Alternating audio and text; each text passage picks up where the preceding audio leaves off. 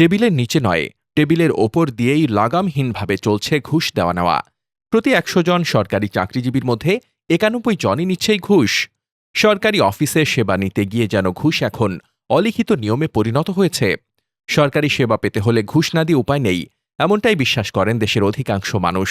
আর এই ভয়াবহ বাস্তবতার পেছনে সবচেয়ে বড় ভূমিকা রাখছেন সরকারি চাকরিজীবীরাই। ট্রান্সপারেন্সি ইন্টারন্যাশনাল বাংলাদেশ TIB এর এক বিশেষ জরিপে উঠে এসেছে, প্রতি ১০০ জন সরকারি চাকরিজীবীর মধ্যে ৯১ জনই কোনো না কোনোভাবে ঘুষ গ্রহণের সঙ্গে জড়িত।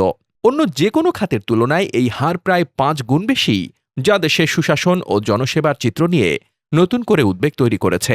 জরিপ অনুযায়ী সরকারি কর্মকর্তাদের পরেই ঘুষ নেওয়ার তালিকায় রয়েছেন রাজনীতিবিদ ও জনপ্রতিনিধিরা।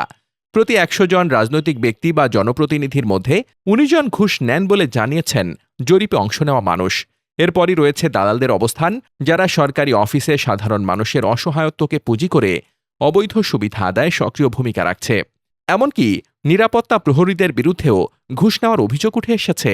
তবে যদি ঘুষই হয়ে যায় সরকারি সেবা পাওয়ার একমাত্র চাবিকাঠি, তাহলে সৎভাবে চলা সাধারণ মানুষের জন্য ন্যায়বিচার ও সুশাসনের দরজা আদৌ কতটা খোলা?